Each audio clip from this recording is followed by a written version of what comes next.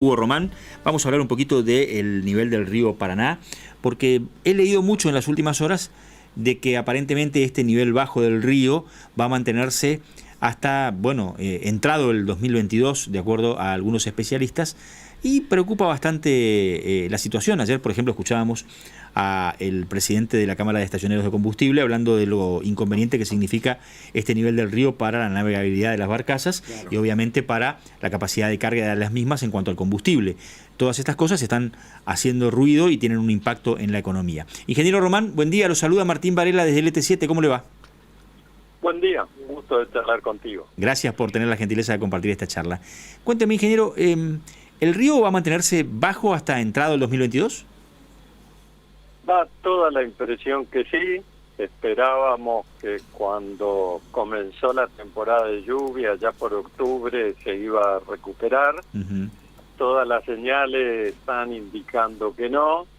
Y creo que lo que decías, esa cuestión de cuándo va a terminar la bajante, es lo que no se puede responder y genera más incertidumbre, más complicaciones, no solo en la navegación de barcaza o cualquier navegación, sino que ya hay problemas en las tomas de agua porque trabajan muy exigidas, los peces, en la reproducción de los peces necesitan, la mayoría de las especies, salir del cauce, ir al valle de inundación para alimentarse, para reproducirse.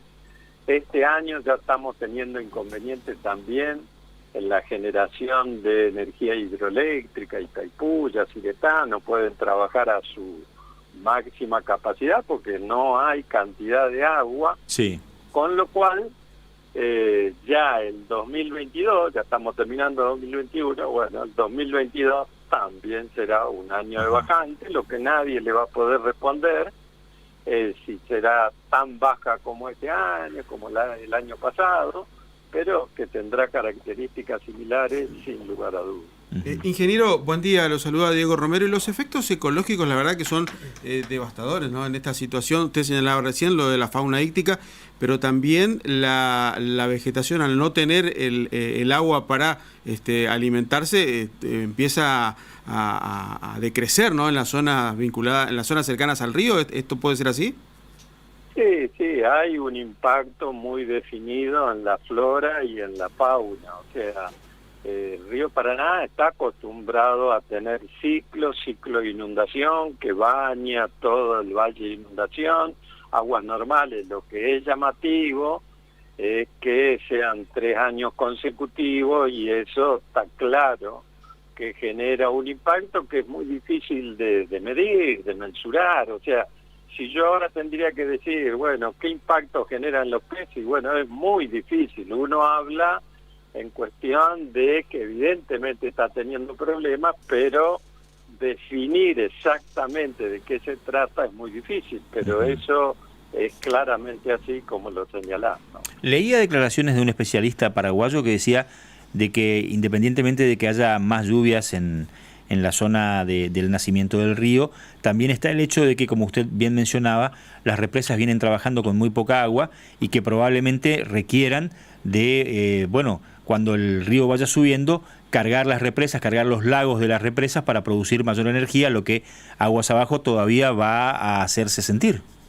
Sí, nosotros cuando hablamos Corrientes, Chaco y de ahí para abajo, estamos claramente en la zona última de recuperación del río Paraná.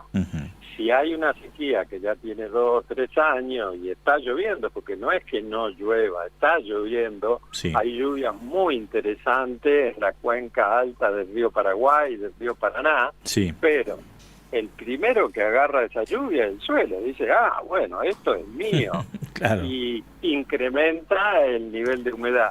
Y el segundo son las represas. Hoy Brasil está en un orden del 20-22% de almacenamiento útil, cuando debería estar en el 50-60% y recuperándose. Y entonces, claro, le genera un gran problema, especialmente a Brasil, porque se abastece un 60% por energía hidroeléctrica, y si le está faltando, Bueno, evidentemente si aparecen esos excesos, van a intentar levantar esos niveles de almacenamiento y acumular agua. Y en ese sentido, no hay un acuerdo que diga, bueno, cuánta agua tenés que acaparar, cuánto tenés que dejar por H, B o Z, no Claro. hay un acuerdo.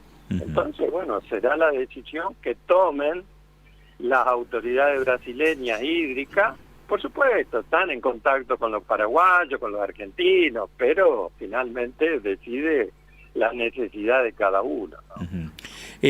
Esto de los 3 años consecutivos de bajante pronunciada, ¿usted lo atribuye definitivamente al cambio climático, ingeniero? No. Digamos, por un lado es un periodo muy corto, 3 años, en la historia de lluvia, de la naturaleza es muy poco, y el año pasado recordábamos cuando apareció esa bajante tan llamativa, que hacía 50 años que no se daban valores cercanos al metro en el puerto de Corrientes. Y resulta que si uno va a la historia de comportamiento de 1968, 1969 y 1970, 3 años consecutivos hubo valores exactamente iguales o muy parecidos a lo que se está dando ahora. Entonces, si se dio hace 50 años, evidentemente son ciclos que tienen comportamiento de la lluvia, independientemente que el hombre genera distorsiones, como lo que estamos hablando en el comportamiento de la represa, en el uso del suelo, que antes había selva, ahora hay agricultura, entonces la misma lluvia genera un poco más de lluvia. O sea, hay cambios que genera el hombre, pero la naturaleza ya nos mostró que en algún momento esto se dio. Y ahí hay otro detalle. Nosotros decimos, ¿y cuánto hace que estamos midiendo al Paraná acá en Corrientes? No, desde 1904, 117 años. ¿Cuántos años tiene el río en este lugar? 10.000. Entonces, claro, medimos el 1%, no conocemos en profundidad especialmente los valores extremos, tanto para arriba como para abajo, y eso es otra realidad también, ¿no? Ingeniero Hugo Rohrmann, muchas gracias por estos minutos, ¿eh? Al contrario, ha sido un gusto. Mucha Que tengan un suerte. buen día. Suerte. Hasta luego. 11:48. Bueno, a no ilusionarnos con que el río va a recuperar rápidamente